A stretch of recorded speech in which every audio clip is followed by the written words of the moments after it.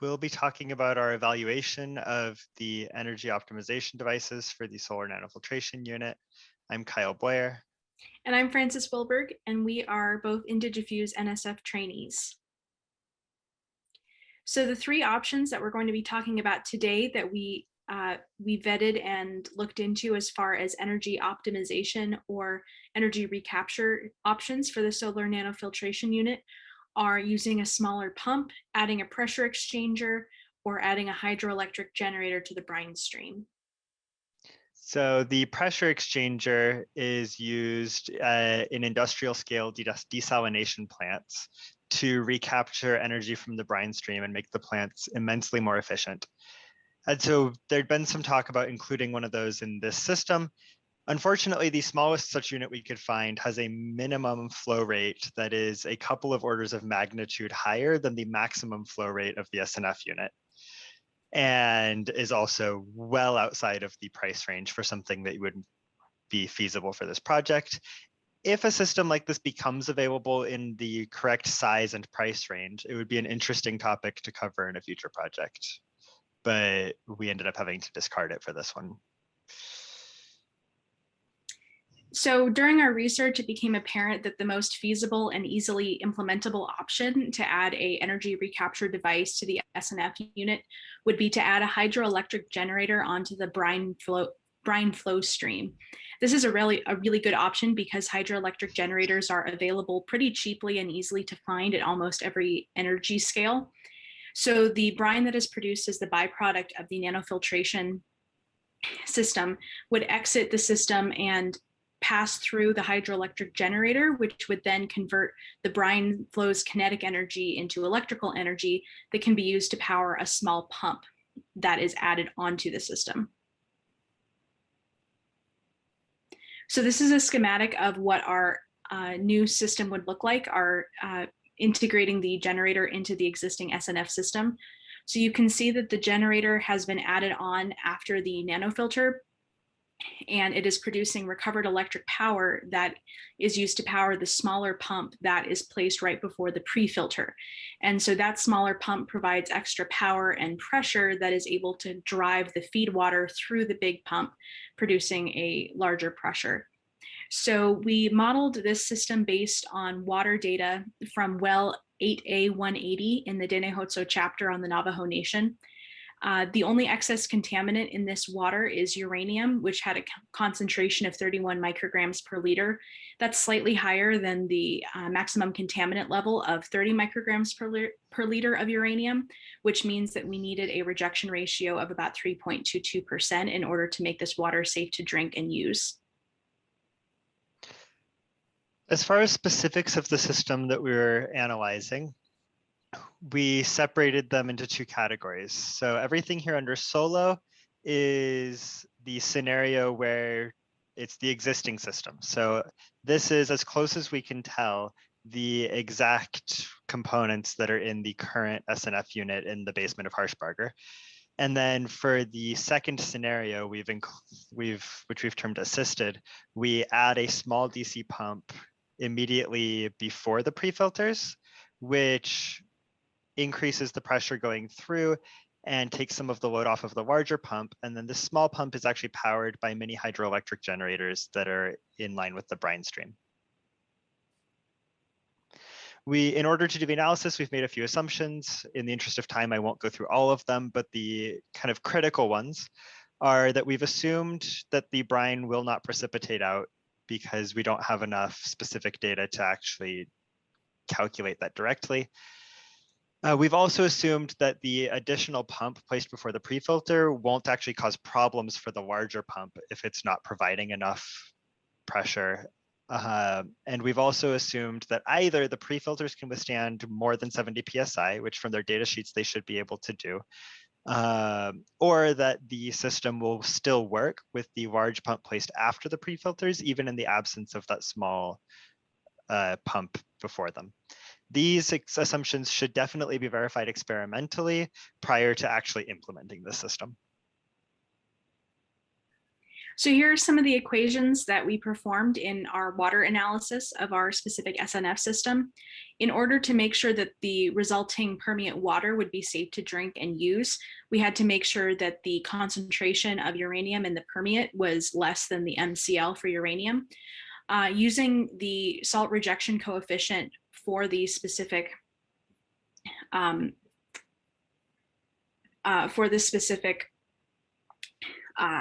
membrane, we were able to determine that the water coming out of the permeate system, it has a uranium concentration of 0.93 micrograms per liter.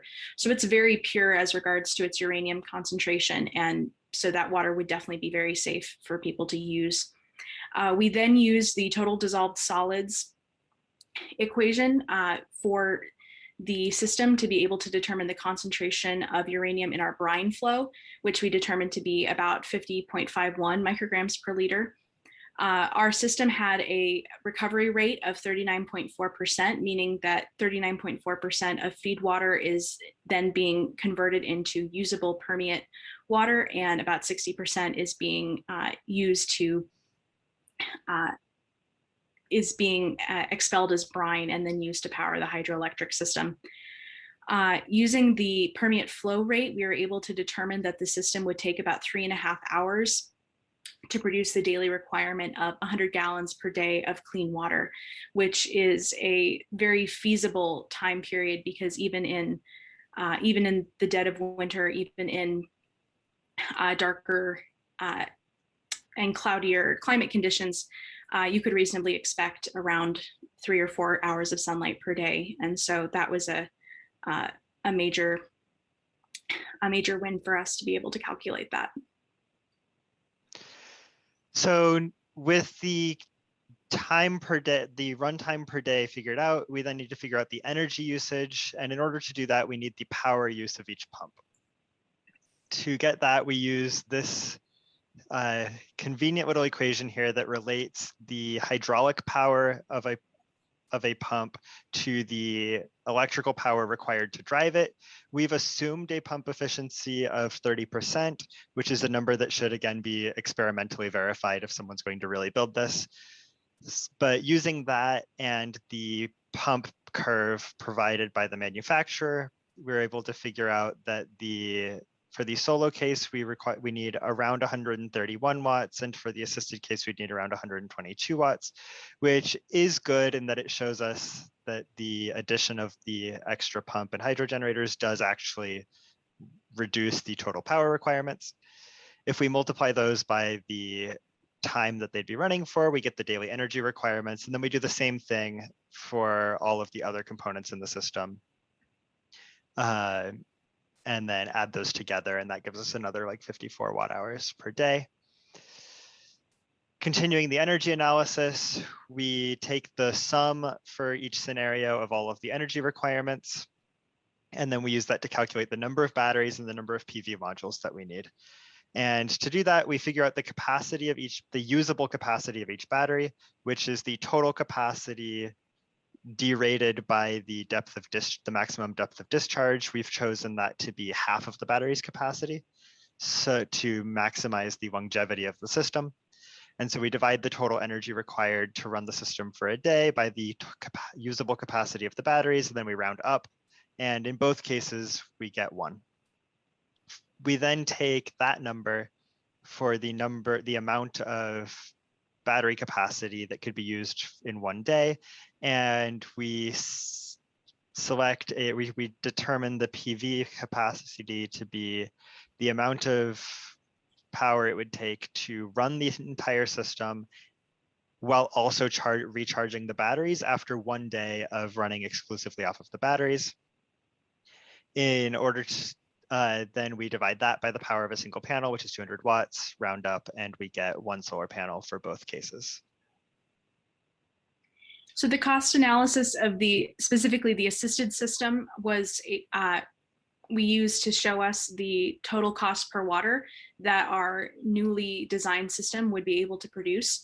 So as Kyle mentioned, the assisted system does not reduce the number of solar panels or batteries needed to run the system. So even though it adds to the total energy output, it doesn't save on any of the costs associated with the current system. And in fact, it adds to the cost because of the necessary cost of the generators and the additional pump. That would be around $73. And so the total cost difference of the assisted system versus the solo system, the way that it is now, is negative $73. So when prorated over a 10-year estimated lifespan, this results in a cost per 100 gallons of water of about 82 cents.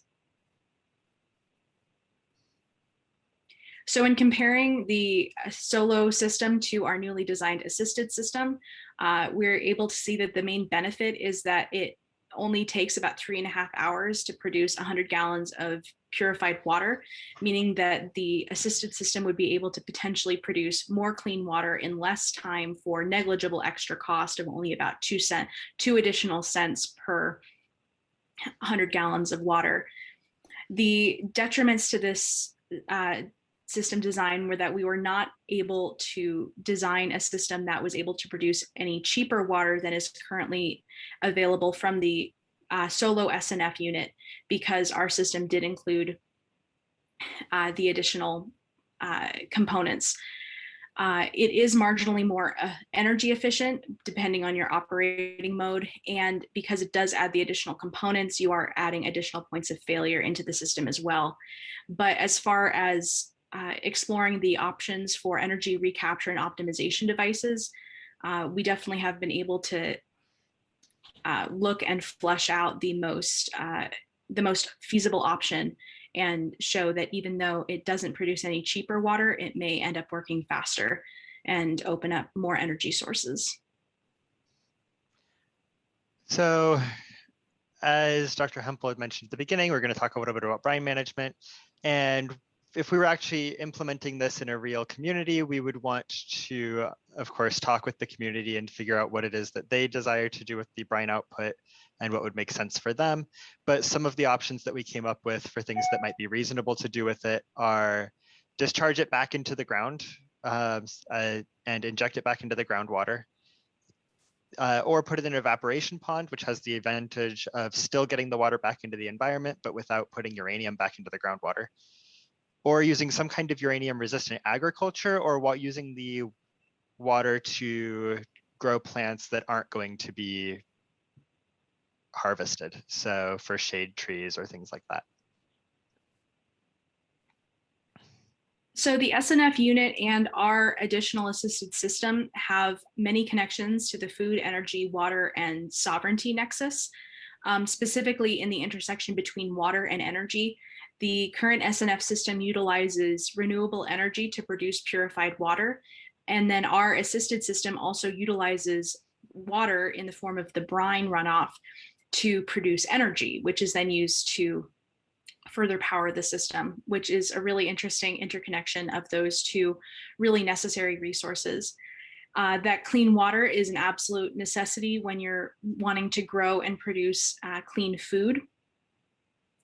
And the system would also promote local community sovereignty over their water supply by locating the purification point for clean water within the local community for them to be able to control as far as their own personal use or for any commercial or other uses.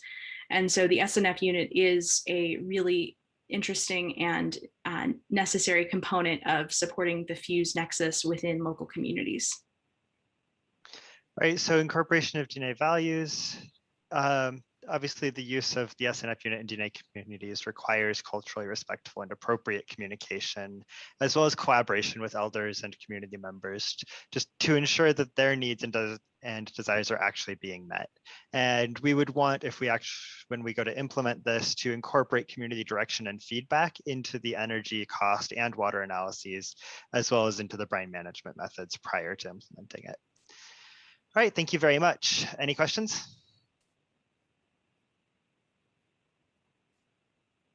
Nice presentation, Kyle and Francis. And so feel free to raise your hand and we can ask questions, or feel free to post in the chat as well.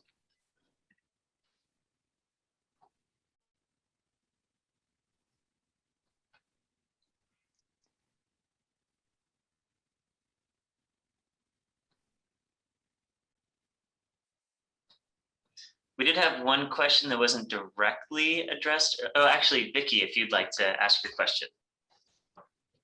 I was just gonna lay the ground for everyone to ask questions, but great work, Kyle and Francis. I have a quick question. So basically the trade-off of the cost and the energy consumption of the new device that you added, it's about right with the idea that we're producing more water, right? Mm-hmm. This is what you figured out. And how easy it is to find the device, how accessible it is. Can you get it off the shelf anywhere? They're available on Amazon, depending on the size. The one that we looked at was 10 watts, but there were ones 5 watts, 15 watts, up to I think 40 or 50 watts. And those were easily available for just between $15 and $25 each. And so the parts themselves would definitely be very easy to buy off the shelf and not need really any modification before you put them in the system. So that was definitely one of the points we were trying to focus on, instead of needing like a pressure exchanger that you would need to either build to your specific need or really heavily customize before it would be a viable option. Great, thank you. Thank you very much. All right, I believe it's Jose Arturo. Or Jay Hopkins. I apologize, I don't know your first name.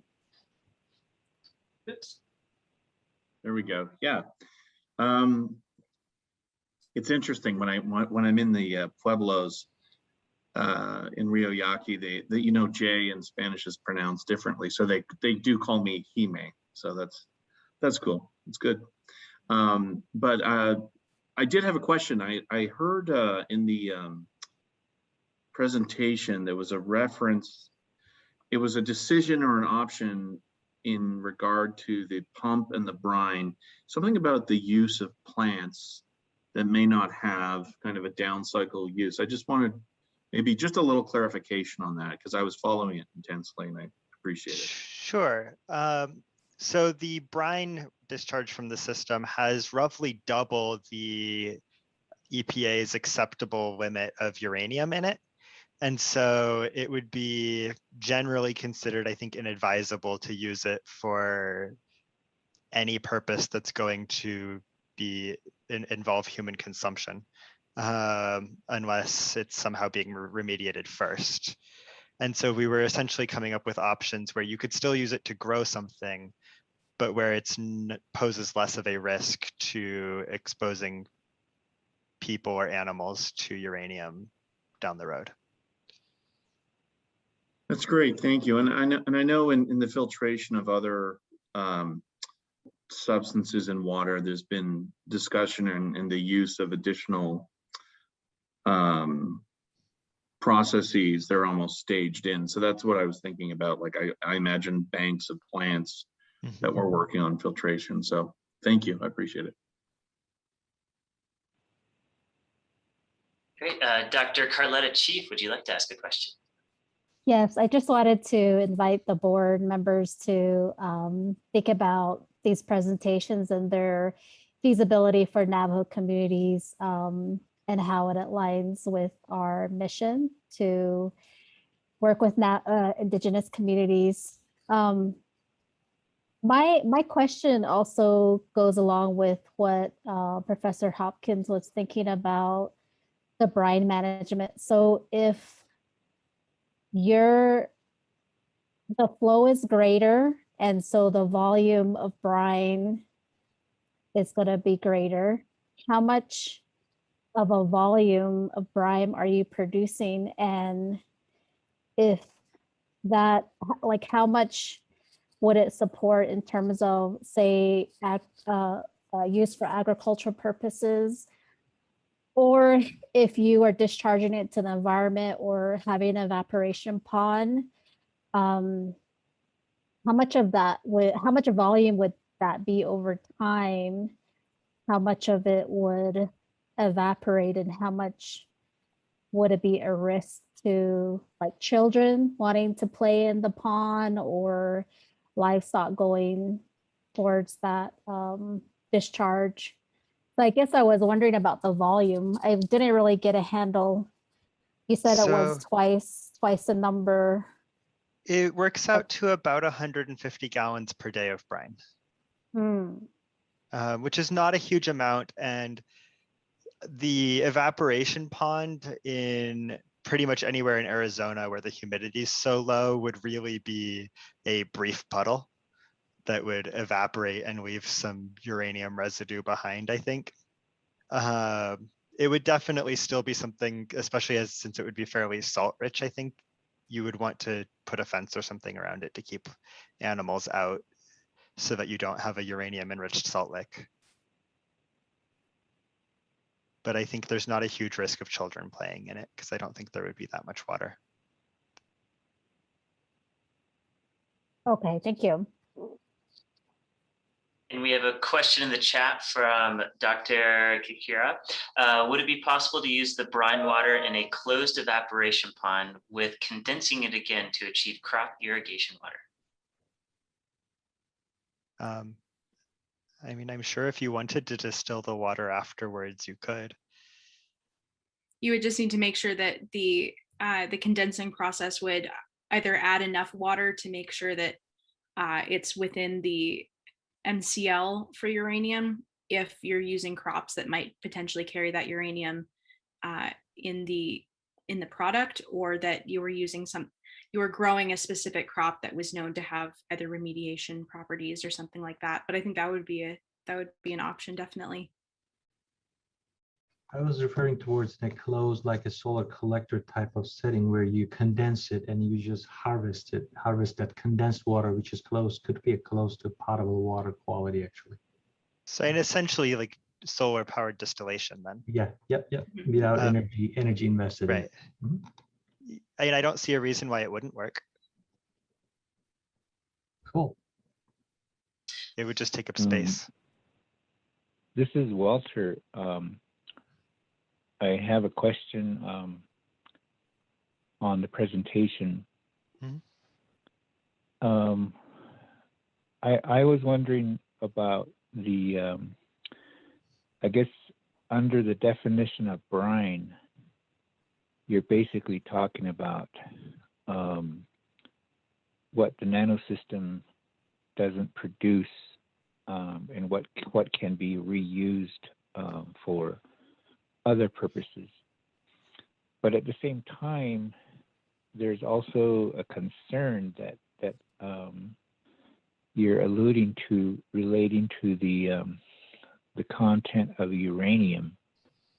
So, and I guess my mind goes automatically to the code, you know, to the Navajo Nation code. The Navajo Nation code basically restricts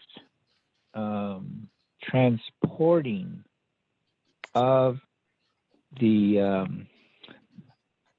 or extraction and transporting. I mean, we might need to get clarification on that. Maybe I don't know if Dr.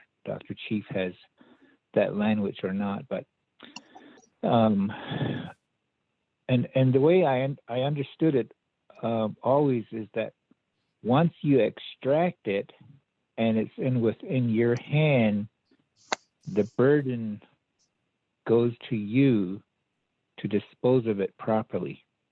Okay, so when you're saying that you're going to release the brine back into the ground or create a evaporation pond, I think those are issues that we're going to have to discuss with Navajo, the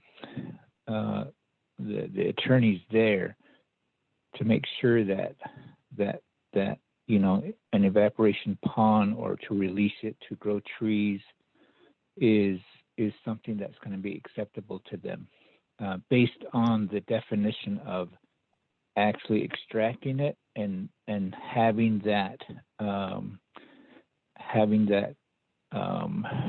uranium in your possession. So that's the only thing that I have on my mind is I don't know if you've had a chance to discuss it with at that level or not, and if not, I guess then that might be an area to look into as you go forward. Thank you. Yes, thank you very much for that. And that's where we definitely want to make sure that wherever this system would be implemented, if it would be implemented, that we do work with the community to determine how they would want the brine, the runoff water to be handled in a way that adheres to both the Navajo code and their own community's desires. So definitely thank you very much for that. Thank you for that insight. So sounds like thank you, Kyle and Francis, for that presentation.